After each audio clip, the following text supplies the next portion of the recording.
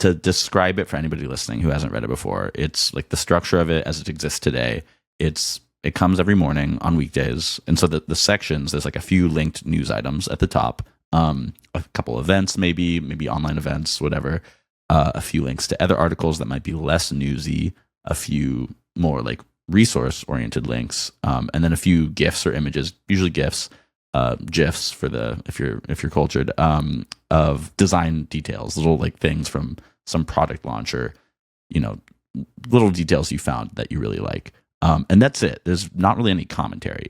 Sometimes there is, like there used to be a little more, but these days it's usually just a single sentence as the caption beneath each of the your likes at the end.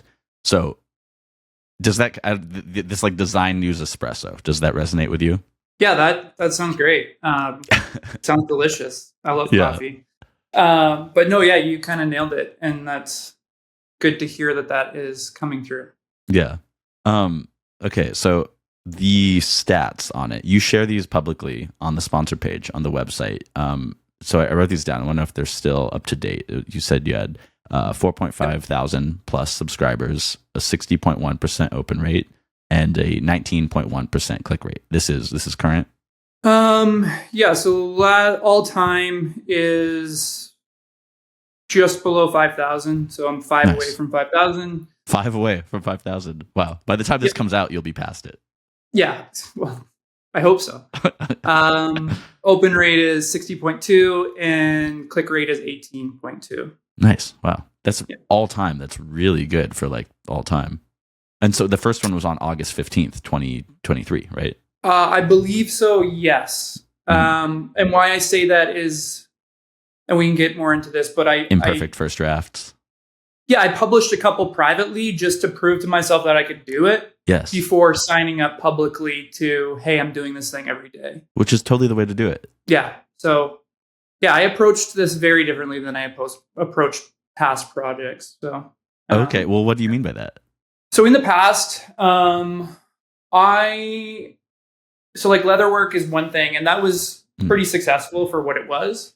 Was that like just you doing it for you, or did you have like a brand you'd started? What was the deal? I was just selling through Instagram. People would DM me, and I would mail them baseballs or bags or belts or wallets, like all sorts of things. So, yeah. But that really taught me I didn't want to be in a business where it stops when my hands stop, which is really counter to running a daily newsletter, because that is kind of what I'm doing. But yeah, in the past, when I had these side projects or businesses, I would go all in on getting the branding right and getting the design right. And I'd hold it so close to my chest until I could sort of realize that vision that I had in my mind, until I felt proud enough to share it, which, can lead to it leads you to not want to share it even longer because you've just spent so much time and it's so personal. And so I had a number of projects just like die because either the momentum was lost after I went on vacation for a couple weeks and I didn't have any like outside accountability keeping me working on it. Yeah. Or I would go to launch it and I didn't have any network or audience to like share it with. And I hadn't done any marketing or anything like that. So with Today in Design, I wanted to sort of build in consistency. And that's why I chose to do it every weekday, to sort of build that habit. I didn't even have like a brand or anything aside from the name. And so I chose like just an inbox icon for the logo for the longest time. Again, just to get it out there and see if it even resonated with people before I go and spend all of that time and energy. Yeah. And it might not even be something that people want. Yeah, you did that for the first 4 months. I looked. It was if like the first one was around August 15th. The last time you used that logo was December 18th. Okay, yeah, then yeah. So exactly. And like still, I came up with a new logo and stuff, but I'm always in the back of my mind, like, is this the right thing? Like, but I don't have a ton of time to work on it, so it's not like my priority. It's kind of off the side of my desk. So you do a it's lot, really and you're a father. Yeah, exactly. So it's kind of just balancing what the priorities are, and unfortunately, a lot of the time, if we're going to call this newsletter a business, which I personally don't feel it is, I think it's more of a hobby right now. I'm spending a lot of time working in the business and not on the business. Just nature of life and priorities. So. Okay, there's a lot of things I want to get into there, but first I do want to talk more about like the early design iterations and how it's evolved. I think there's like kind of 2, maybe 3 major like chapters of the design of this newsletter and like the concept of it. When I was looking back at the earliest ones from a year ago, they're like, again, you had the inbox logo as the logo. The title or subject line, I think, was just the day's date. You had a brief intro note most of the time. Like there was a little more of your voice in it. Like, it's all your voice, but in terms of like actual words, your commentary. You still had like basically all the same sections, a little different maybe. It was a little less like tightly designed. It was just one column. It wasn't like these little like broken up columns. I think that maybe the feature wasn't out yet in Beehive. And then the V2 I kind of mark as coming after you change the logo at the end of last year, where you start using this collage of all the images from the day's news and the cover. Use the one of the headlines from the day's news as the subject line. And now you've got the new animated logo that's like just kind of the text today dot in design, or today in dot design, excuse me. And then if there's a V3, I think it's more like, it's really like that's the major change, is like around then. But then there's one detail that I really liked when I started subscribing to the newsletter, and you got rid of, which is your green light, yellow light, slow news day, fast news day.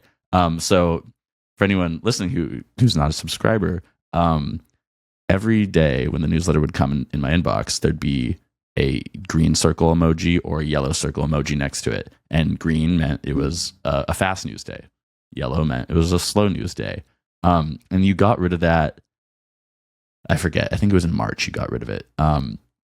Why were you doing that the whole time from the beginning? And if not, when did you start using it, and why did you stop using it? I think I had started doing it from the very beginning. Why I stopped doing it is because it was such a nebulous thing for me to decide whether it was a fast news day or like there wasn't, strict criteria that I was following. It was kind of just like a feeling. And I wasn't sure if it was like adding any value to things. It kind of came out of, I felt this pressure to like come up with the exact same number of things every day. So 3 news articles, 2 events, etc. And some days I wouldn't be able to do that. So I thought that could help communicate that there's just not enough stuff that I thought was relevant enough to share. Communicate your guilt for not fulfilling the promise to your subscribers. Exactly. Yeah, exactly. So yeah, I don't know.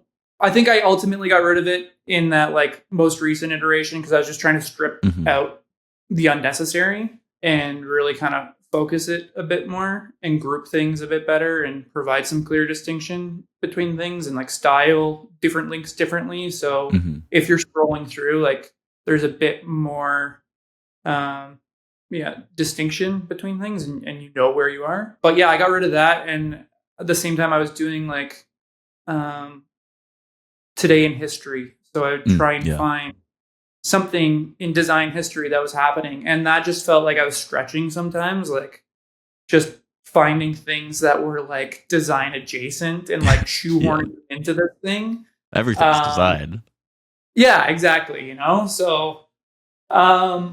So that was kind of the decision making, and then also just trying to like really optimize how long it takes me to get an issue out, and which is kind of the most important thing, right? Yeah, totally. Especially just with where I'm at with it right now. So yeah, if I could shave off 10 minutes a day of trying to find a relevant history and design, and write up a little blurb about it, then great.